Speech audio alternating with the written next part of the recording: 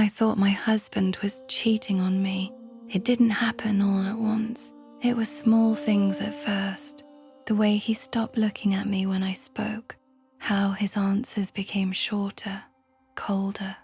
He started coming home later, sometimes not until after midnight. When I asked where he'd been, he'd just shrug like it didn't matter, like I didn't matter.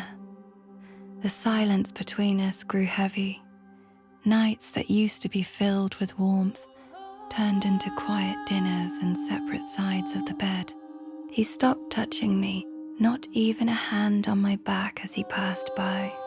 Nothing. I started noticing everything.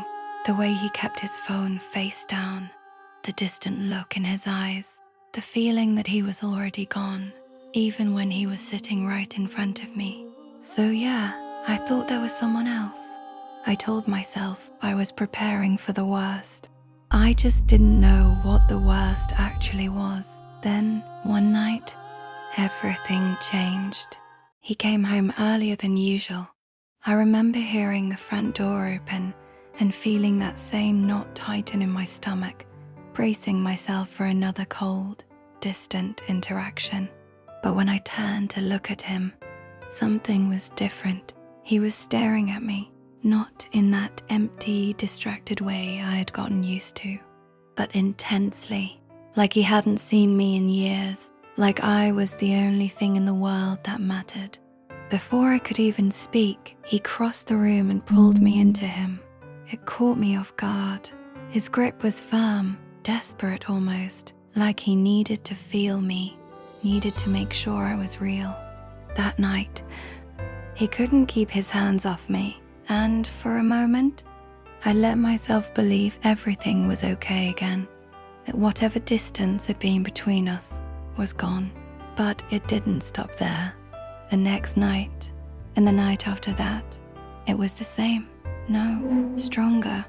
He was always close, always touching me, watching me. If I moved, he followed. If I sat down, he sat beside me. His eyes locked onto mine like he was afraid to lose sight of me. At first, it felt like passion, like we had somehow found our way back to each other. But then, it started to feel wrong. He didn't sleep.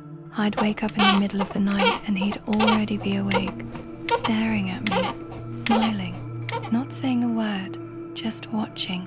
His touch started to feel off, not painful, not rough, just cold.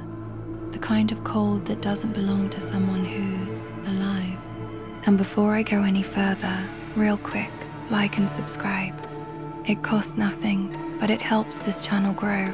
And trust me, you're going to want to hear the rest of this. I remember one morning reaching for his hand and pulling away instantly. It didn't feel like him.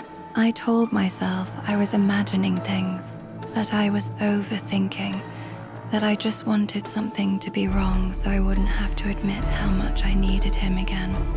But deep down, I knew something wasn't right. Then came the knock, sharp, loud, the kind that doesn't wait. I looked at him, expecting him to react, but he didn't move. He just stood there, smiling, watching me. I walked to the door, my heart already racing. When I opened it, 2 officers were standing there. They asked my name, asked if I lived alone. I told them no, that my husband was inside. They looked at each other. One of them hesitated before speaking again. "Ma'am, we're here to do a welfare check." My stomach dropped. I let out a small, confused, telling them they had the wrong house, that my husband was fine, that he was right. I turned to point behind me, but he wasn't there. The room felt suddenly empty. The officers stepped inside, calling out as they moved through the house. I followed them, my chest tightening with every step. And then they stopped in the living room. I could see it on their faces before I even looked. That look, the one that tells you everything before the words do. I forced myself forward, And that's when I saw him, my husband, lying there, still, cold, gone. They told me he had been there for days. I shook my head, telling them they were wrong. They had to be wrong, because he had just been with me. He had held me, watched me, smiled at me like I was everything. But if he had been lying there the whole time, if he had been dead for days, then who was in my bed? And why do I still feel him watching me?